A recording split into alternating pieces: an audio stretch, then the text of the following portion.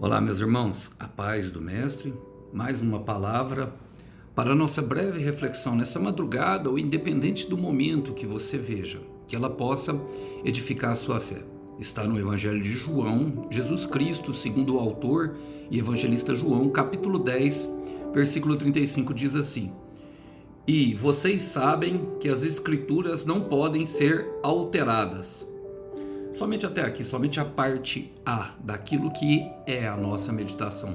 O Senhor Jesus está, nesse momento, tendo mais um daqueles debates, dos muitos que são teológicos, com os fariseus, com aqueles que queriam ser dominadores de pessoas que queriam viver, vamos dizer, como se fossem deuses, e é justamente isso que a Bíblia estava falando para eles naquele momento, que Deus tinha dito a alguns deles que eles eram deuses, e essa é uma tendência bastante humana.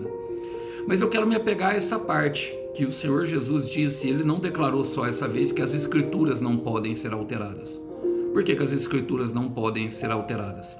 Porque princípios não podem ser alterados, e os princípios é a própria palavra de Deus, são leis espirituais que regem e governam todo o mundo. Por exemplo, uma é a lei da semeadura e da colheita. Você plantou, você irá colher. Não tem como ter uma colheita diferente. Plantei mentira e traição, colherei mentira e traição na minha vida. Plantei verdade e bondade, colherei verdade e bondade na minha vida.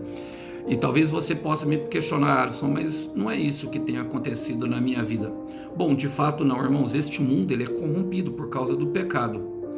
E talvez outra questão que possa surgir diante disso, diante de alguns princípios, é, por exemplo, o porquê de tanta maldade. É simples. Deus, em sua soberania, resolveu dar o livre-arbítrio para os homens. E por isso Deus disse que alguns se pareciam com deuses, porque na sua arrogância, alguns escolhem, por exemplo, até mesmo tirar a vida de outras pessoas, fazerem guerras, tudo em prol do dinheiro. Paulo vai dizer em 1 Timóteo capítulo 6, versículo 10, que a raiz de todos os males, ou seja, a origem de todo mal, é o amor ao dinheiro. Um amor egoísta, um amor a algo que se refere somente à própria pessoa.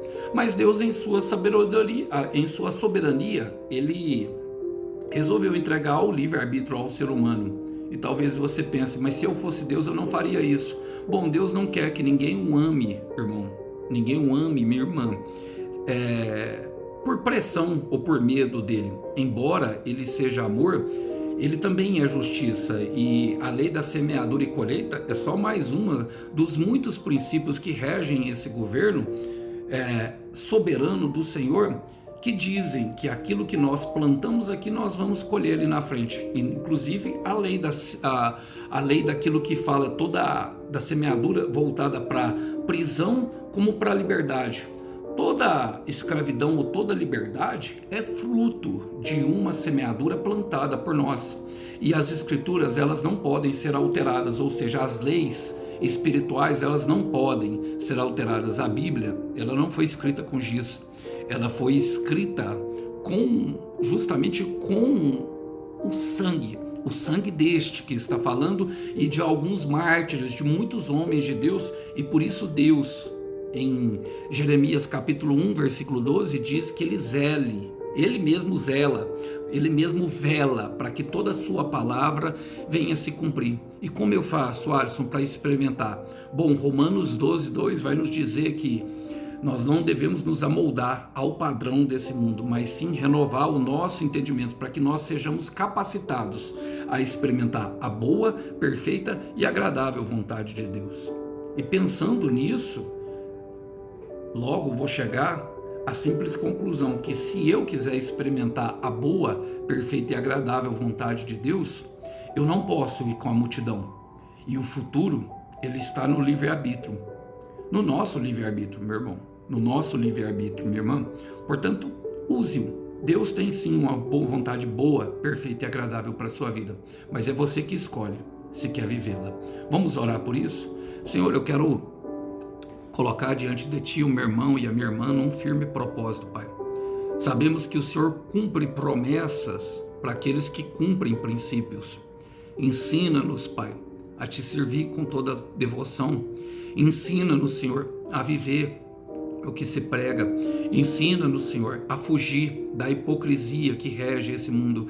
Ensina-nos, Senhor, a desapegar do ativismo, que é um fardo pesado que vem por esse sistema capitalista que diz para nós que nós somos aquilo que nós temos e não aquilo que o Senhor nos criou para ser.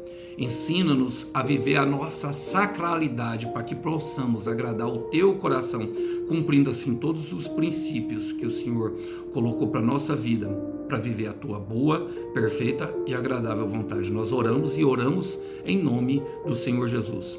Conhecereis a verdade, meu irmão. Conhecereis a verdade, minha irmã. Jesus é a verdade. E o Filho do Homem, que é a verdade, vos libertará. Que Deus abençoe os irmãos. A paz do Mestre esteja com todos. Até uma próxima. Tchau, tchau.